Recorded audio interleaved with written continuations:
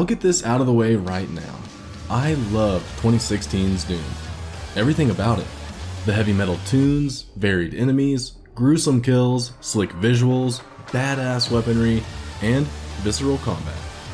Did I mention the music? Ah yes, that hypnotic angry metal soundtrack really kicked ass.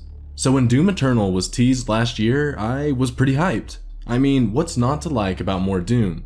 1 year later, I finally got the chance to go hands-on with Eternal, and by the end of the nearly 1 hour demo, I was exhausted, but in a good way. Why mess with a good thing, right? That is definitely the approach id Software is taking with their sequel. All the brutally wonderful elements that made 2016's Doom a huge hit are back, and properly boosted with a heavy dose of crystal meth. The demo I played took place on Mars, which isn't my favorite setting in a video game, but at the very least, this drab and dull setting allowed us to check out some of Doom's new abilities and control mechanics. Before we started driving chainsaws into enemies and ripping heads from spines, we were greeted with a beefy tutorial which introduced us to some of the new, and old, controls. The double jump, new wall climbing, and boost sliding combo mechanics were all tricky at first, but it wasn't long before I had the basics down and I was ready to sprint around maps to some deep guitar licks. As usual, I wish I paid more attention to those advanced controls they taught us in the tutorial. Due to my brain cells being absolutely fried from E3, I seemingly forgot everything that mattered. So I struggled. A lot. Yet I still barely managed to get by.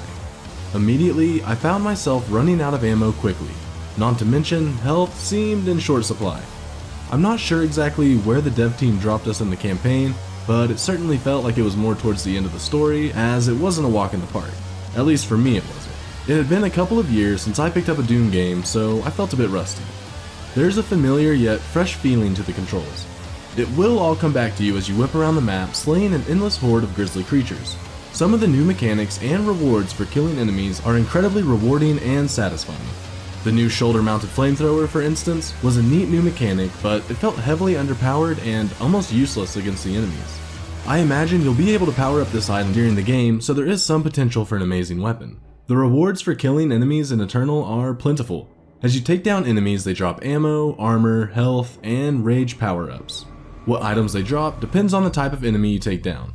Also, it's all about how you kill the enemy. This isn't a mindless shooter at all. There are layers of strategy here that will probably go underappreciated. If you just decide to shotgun everything in sight, you won't get very far, as I quickly found out. Other new mechanics include the meat hook mod for the super shotgun, which allows you to hook into a demon and blast them in short range. There are also new weapons like the energy bladed crucible and the powerful ballista. You can vault monkey bars, punch holes in walls, break chains, and more. Needless to say, I think there's enough new here to keep fans happy.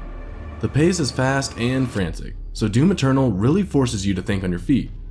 It is in these moments of sheer panic, when you are running low on health and ammo, Doom really shines. Completing the level brings a huge sigh of relief, to the point you just want to put the controller down, have a drink of water, go for a walk, and return after you've collected yourself. And this is great. It's going to be hard for id Software to top 2016's glorious Doom game, but based on my lengthy E3 demo, signs are pointing towards an experience that, at the very least, should be on par with its predecessor. The combat, controls, and game mechanics seem to have been taken a step further. If the music, visuals, and map design can also take a step forward, we'll have ourselves a pretty incredible experience to look forward to.